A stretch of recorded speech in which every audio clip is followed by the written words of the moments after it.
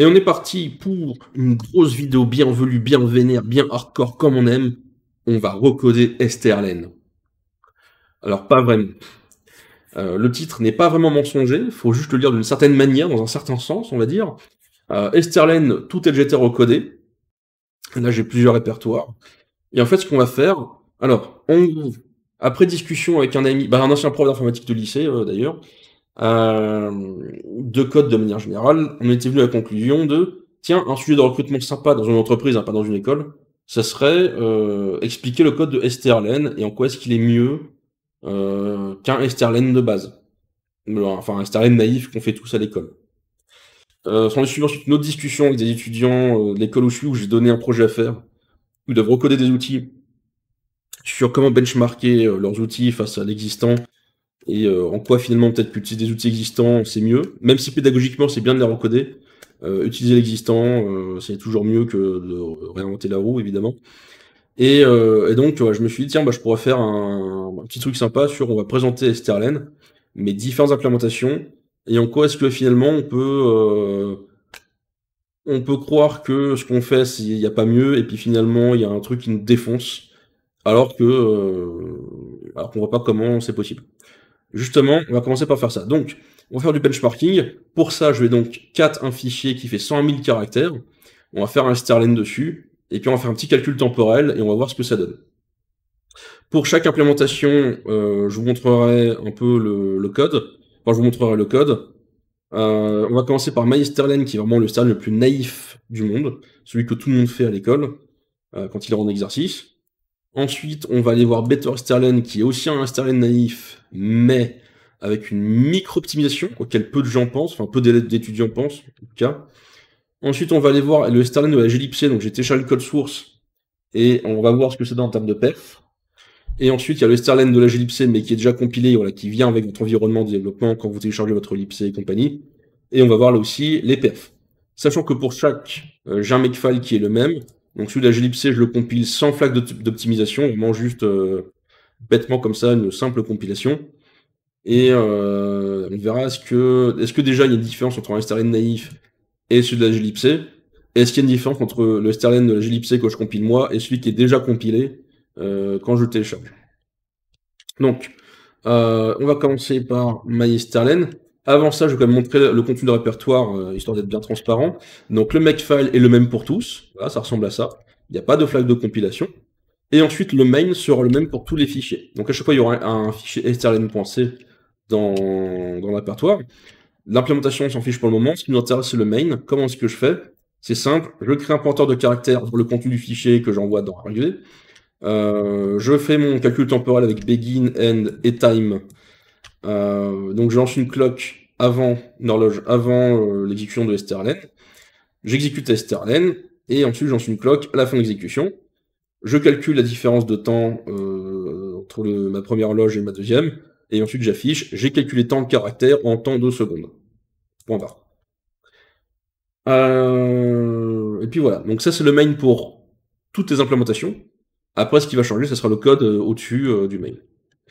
Donc, pour l'exécution, j'exécute strlen et je fais un cat sur ce fichier qui contient un peu plus de 101 000 caractères. Donc j'exécute déjà pour le strlen le plus naïf du monde. Et voilà, donc on est déjà à 100 000 caractères en 0,000263 secondes. On pourrait dire, ça va, c'est rapide. Je sais pas comment on peut faire mieux que ça de toute façon, on a vu que c'était naïf, on fait du 1 par 1, comment veux-tu faire plus rapide? On verra. Ce qu'on va faire déjà pour voir un début de benchmarking, on va lancer une exécution sur une deuxième implémentation, donc un strlen qui est un peu meilleur, et on peut voir que là déjà, on a une petite différence de temps qui est plutôt sympathique, c'est quand même assez significatif. Comment est-ce que ça se fait d'ailleurs? Comment est-ce qu'on peut être déjà à ça plus rapide? On verra le code encore une fois après, mais vous voyez qu'il y a toujours moyen de faire mieux. Toujours moyen de faire mieux, au point que celui de la glibc, il éclate tout le monde. Voilà. Et là, on peut vraiment commencer à se demander, attends, autant là et là, j'étais un peu dubitatif, mais alors là, on a envie d'en savoir plus. Avant ça, on va exécuter celui de strlen, voilà. Et là, strlen, celui qui est compilé, boum, il nous explose tous. Bon. comment est-ce que ça fonctionne? Comment est-ce que on peut avoir 3 implémentations différentes, mais 4 parce qu'il y a une compilation qui n'est pas faite par moi, et comment est-ce qu'on peut avoir un gain de temps aussi immense? Nous allons voir ça tous ensemble maintenant. Donc, pour commencer, on va aller voir MyStrlen, voir à quoi ça ressemble. Vraiment pour vous montrer que c'est le Strlen le plus naïf du monde. Donc, qu'est-ce que je fais dedans? J'envoie mon caractère, bon, ça, là, ça sera la même signature pour toutes. Mais du coup, voilà, je crée une variable i, je dis tant que str de i différent de densité 0, j'incrémente i, je retourne i. Et là, on peut se dire, je sais pas comment faire mieux. Vraiment, ça c'est le truc le plus simple du monde. Comment tu peux faire plus rapide que ça? Donc, déjà, pour répondre à cette question, on va aller voir le better strlen. Hein, alors, comment est-ce qu'il fonctionne celui-là? Rappelez-vous qu'il y a déjà une petite différence assez significative. On crée un pointeur sur notre chaîne de caractères, et ce qu'on dit, c'est je déréférence mon pointeur, s'il est différent, enfin je regarde s'il est différent dans stage 0, et s'il est différent, j'incrémente mon pointeur. Donc là on peut se dire, mais c'est exactement le même code jusqu'ici, tu fais un déréférencement pour tester un caractère et t'incrémentes. Oui et non. Parce que là, le crochet i qui n'est plus ici, eh bien c'est un calcul en moins en faire. Parce que le crochet i, c'est str plus 0, str plus 1, str plus 2, str plus 3, str plus... jusqu'à str plus 101 000 et des bananes. Alors que là, il n'y a pas de offset. Le calcul d'offset, il ne se fait qu'une seule fois. Dans le premier cas, on faisait 101 000 calculs d'offset, parce que str crochet i sur autant de caractères dans le fichier, donc c'était 100 000 et des bananes. Alors que là, ce qu'on fait, c'est on regarde à chaque fois le même caractère, mais on bouge le caractère pour aller plus loin dans la chaîne de caractères directement par le pointeur. Et ensuite, on fait le calcul d'offset une seule fois ici. On retourne la différence entre la fin et le début. Donc au lieu de faire 100 000 calculs d'offset, bah, j'en fais qu'un seul. Là déjà, il y a une petite amélioration qui est sympathique. Mais qu'en est-il par rapport à la glibc qui explosait tout en termes de chiffres? On va aller voir. Donc, là, j'ai glibc. Alors, je vais vous montrer avant le strlen. Vraiment, histoire de vous montrer que c'est vraiment le strlen de base. Vraiment, je fais appel à strlen, qui est dans string.h. Vous avez vu le fichier, les minuscules. Ça, c'est vraiment le strlen qui vient, qui est compilé, qui vient avec ma glibc. Maintenant, pour ce qui est de la glibc, donc du coup, j'ai le code qui est ici. Alors, le code, il est vraiment velu. Je vais pas tout détailler parce qu'il y a du calcul de bit à bit, d'offset, d'alignement mémoire, enfin, voilà. Il y a des trucs un peu hardcore. J'ai pas le matériel pour expliquer, mais surtout, c'est pas assez intéressant que j'explique pour strlen qui est juste une fonction de calcul de taille de chaîne de caractères. C'est très intéressant, mais ça vaut pas le coup que je perde je sais pas combien de temps à faire une vidéo sur ça. Après, si vous voulez le faire vous, faites le calcul vous-même, enfin, allez faire les calculs. Moi, je me suis amusé un peu à le faire, c'est rigolo, mais c'est rigolo dans son coin. Si je commence à faire ça, la manière dont je présente moi, tout le monde va s'endormir parce que bah, j'ai pas le matériel pour, ou alors je fais des petits dessins, mais bon, c'est pas non plus super intéressant. Bref. Donc, le main, encore une fois, c'est le même pour tous. Et donc là, on voit arriver le début des embrouilles. Déjà, on se pose, on fait, je vois qu'une seule boucle, elle est là. Pourquoi est-ce que j'ai du code avant? Pourquoi est-ce que j'ai du code encore après? Pourquoi il y a une boucle, mais minuscule par rapport à tout le code que je vois? Pourquoi est-ce qu'il y a quasiment 200 lignes dans le fichier? Voilà. Là, c'est le moment où on commence un peu à rigoler. Donc, que se passe-t-il? Comment ça se passe? On va surtout lire les commentaires, on va se baser dessus. Vous allez voir qu'il y a des calculs de bit à bit parfois qui sont un peu ignobles. En tout cas, faire comme ça, de visu, sans tableau ni rien. Donc, on va lire les commentaires déjà. Donc, ça retourne la taille d'une chaîne de caractères qui se termine par nul, donc anti/0. Ça scanne, donc ça recherche l'anti/0 rapidement en testant 4 octets à la fois. Et là, on se dit, ouais, ah oui, moi je fais du 1 octet par 1 octet, et les machins font 4 octets à la fois. Oui. Donc, déjà il y a ça. Ensuite, au début du code, qu'est-ce qu'on a? Bon, le sint, on s'en fiche. Moi, ce qui m'intéresse, en gros, ce qu'ils ont, c'est la valeur de l'adresse, puisque str est un pointeur, donc un pointeur est une adresse, rappelez-vous, mais juste ils la mettent en format unsigned long. Bon, voilà, ok. Et ensuite, ils ont un pointeur sur un mot. Donc un mot sont les architectures, pardon, ça va être 2 octets, 4 octets, 8 octets, voilà, selon sur quelle architecture vous êtes. Et donc ils vont aligner ce pointeur, ils vont faire un align down, pardon. Alors qu'est-ce que c'est que align down? Voilà. Donc align down, c'est comme align down, enfin Peter align down, pardon, c'est comme align down, mais ça va automatiquement caster quand la base est un pointeur. Ce qui est le cas pour nous, vu qu'on est sur un pointeur. Mais qu'est-ce que c'est que align down? Ça va aligner une valeur en l'arrondissant à la taille la plus proche, donc taille qui est envoyée en paramètre. Donc si on utilise comme exemple taille sur 4096, on va avoir ce comportement avec 3 valeurs distinctes, 4095, 4096 et 4097. Si on fait est-ce que c'est normal? Est-ce que oui, pardon, non, regarde. Ouais. Pardon, j'ai eu un petit bug. Oui, non, non je disais bien le bon commentaire, pardon. Donc ça va arrondir à la valeur la plus proche. Donc si... Non, c'est ça, je disais pas le bon commentaire. Donc si j'utilise 4096, on va avoir ce comportement. Donc sur 4095, 4096, 4097, on va faire un line down. Donc on aura 0 sur 4095, parce que si on arrondit à l'inférieur le plus proche, on n'a toujours pas atteint 4096, donc on met à 0. 4096, c'est 4096, donc ça bouge pas. 4097, si on arrondit en dessous, on a bien 4096. Donc, pour ces valeurs-là, en faisant align down, on a bien ces valeurs-là. Et donc en fait, on va faire exactement pareil, mais ici sur du pointeur. Pourquoi? Parce que le processeur, quand il va faire du calcul, en fait, il va charger, on va dire, un segment mémoire. Il va faire du calcul, mais pas depuis une adresse que vous donnez. En fait, ce que fait le processeur pour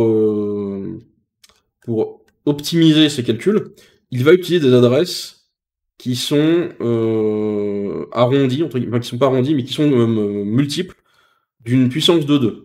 Alors selon, ça va être 4, 8, 16 selon les architectures. Et en gros, ça va lui permettre de charger une adresse, de faire un calcul sur un certain nombre de caractères après cette adresse. Donc il se pose sur une adresse qui est multiple d'une puissance de 2, et puis il peut commencer à faire son calcul.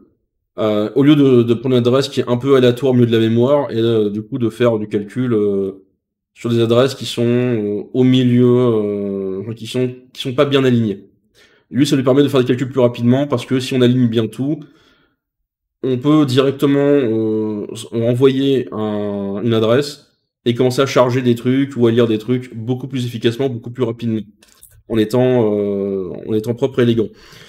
Mais donc, justement, ce que ne fait pas le strlen naïf, c'est qu'il va envoyer une adresse pour faire son calcul.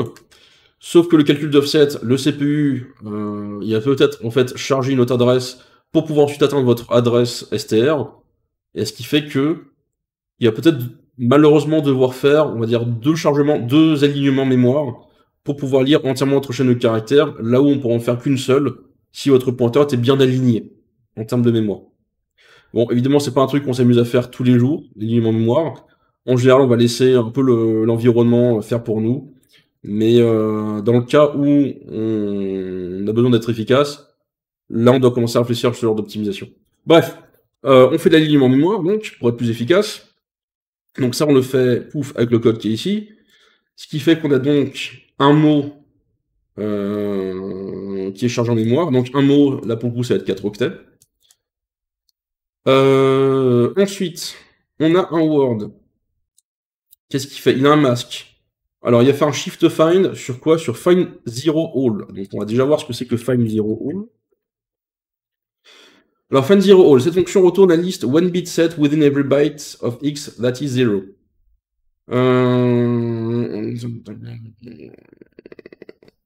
Ok. Donc, en gros, là, ce qu'il va faire, c'est qu'il va envoyer un mot, donc plusieurs octets en même temps. En sachant qu'un unsigned long, il y a écrit 4 octets, mais un unsigned long sur 64 bits, en tout cas sur mon architecture là, c'est 8 octets. Donc à voir si j'ai pas de... Enfin, si le commentaire n'est pas un peu trop déprécié. Mais voilà, ce qu'il va faire, c'est qu'il va donc juste renvoyer l'index de l'octet dans un groupe d'octets qui est totalement à 0. Donc comment est-ce qu'il fait? Vous avez le go qui est donné ici. Il va ajouter cette f. Pourquoi? Parce que ça fait 0, 0, 0, 0. Ensuite, il n'y a que des 1 sur 12 bits.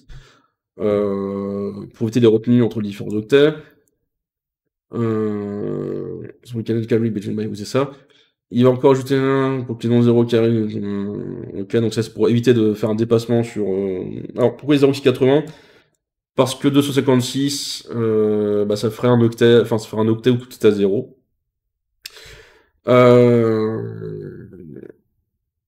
Byte. Ah oui, or, oui, parce que. D'accord. Oui, ok, en fait, il décrit tout ce qu'il y a. Oui, oui, c'est normal, c'est nos commentaires. Donc voilà, donc en gros, tout ce qu'il calcule là, c'est. Il va récupérer les sets ou. Enfin, les octets où tout est à 0 dans un groupe d'octets. Donc vous voyez qu'il y a du calcul bitwise qui est un peu chiant sa mère, enfin, à expliquer comme ça. Je pourrais sortir un GIMP et commencer à faire des calculs de bits, mais bon, vraiment, on n'est pas là pour ça. Le plus intéressant est passé, c'était le benchmarking. Là, on fait ça vraiment pour la gourmandise, hein. Mais je ne vais pas non plus aller me faire un deuxième dessert en faisant ça. Enfin, voilà, là, il y en a beaucoup qui lâcheraient malheureusement. Bref, on a fait le Find Zero All. Tout ça pour faire, c'est quoi, du shift, voilà. Donc maintenant qu'on a le groupe d'octets qui sont à 0, on sait où ils se trouvent, on va faire un shift find pour trouver, j'imagine, l'octet qui est à 0. Donc shift find, qu'est-ce que ça dit? Retourne le mask word shifted by to ignore in content is wandering. Donc c'est bien ce qu'il fait. Là, il a son word, donc avec ses bits, enfin ses sets qui sont à 0 ou non.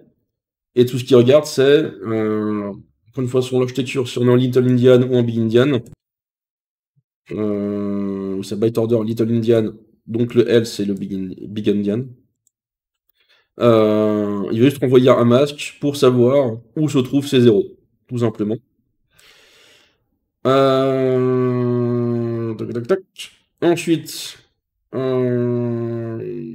si le masque est différent de 0, on renvoie donc le premier index où tout est à 0. Donc en gros, si le masque est à 0, c'est-à-dire qu'on n'a pas de 0, on n'a pas d'index à 0.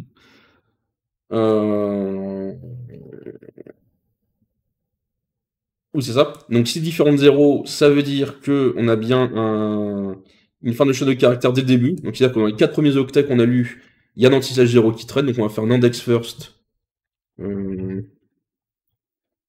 Qui est où? Qui est là. Qu'est-ce qu'on va faire? Int r.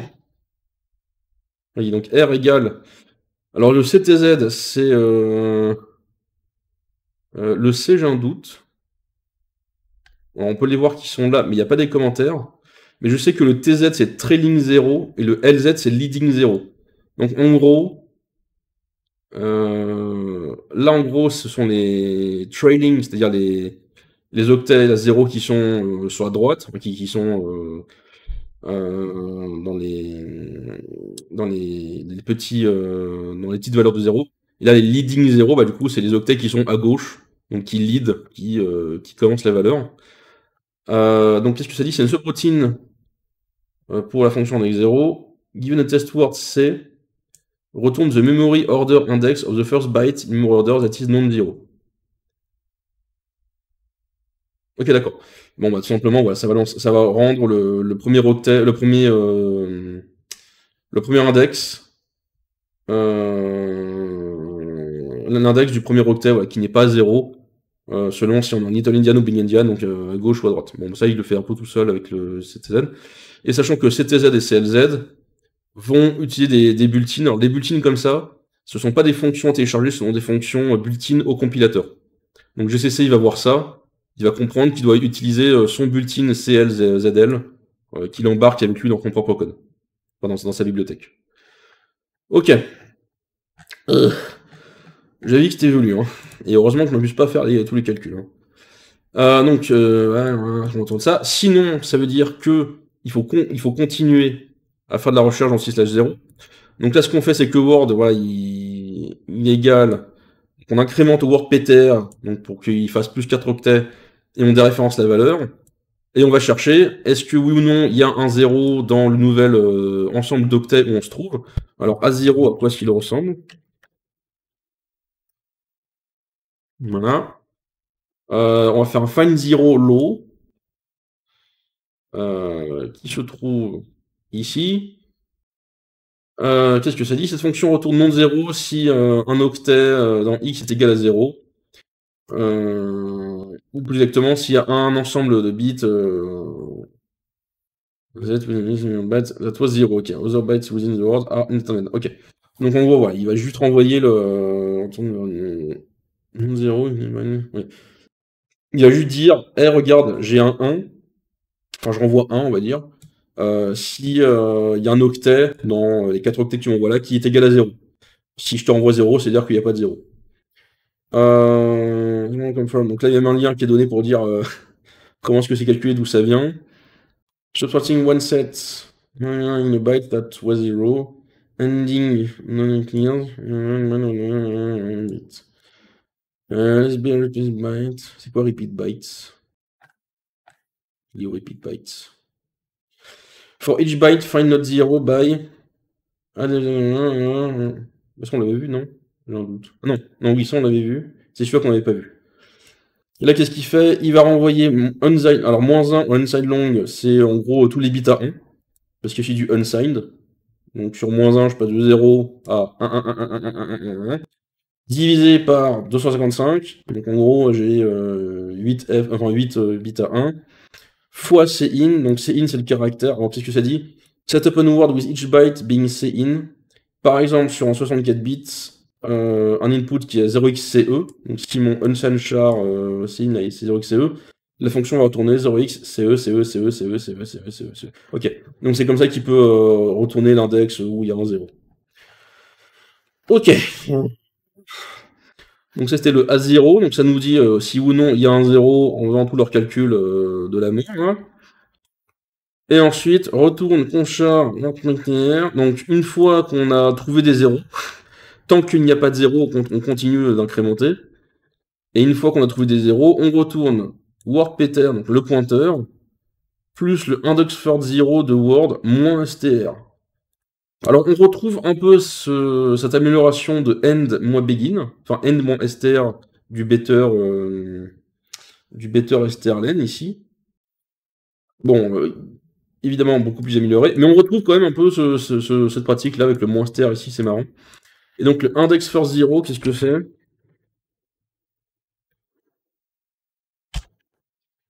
Voilà. Given a word x that is known to contain a 0 byte. Voilà, donc on sait qu'il y a un 0 qui est dedans. Retourne l'index du premier dans l'ordre mémoire. Ok. Donc find 0 low. Non. Ok, bon. En fait, on part sur le code qu'on a déjà vu. Ok. Donc en gros, là, tout ce qu'il fait, pardon, c'est.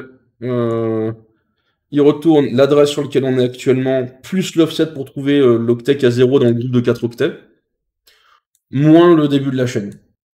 Donc on trouve vraiment un peu le côté better et strlen, où on avait le calcul d'offset sur la fin, mais avec une tétrachier d'optimisation à eux. Bon, voilà. On est déjà à 24 minutes de vidéo pour strlen, c'est déjà énorme. J'aimerais bien vous montrer, je sors un GIMP et on fait du calcul de bits et on déroule un strlen comme ça.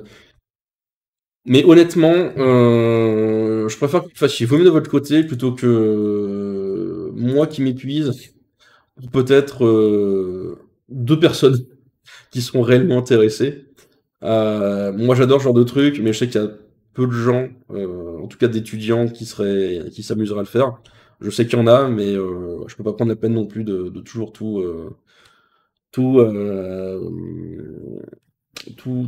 dérouler. Bref, j'espère que ça vous a quand même amusé. Moi, je vous dis, eh bien, prenez soin de vous. On se retrouve à bientôt pour une prochaine, vidéo.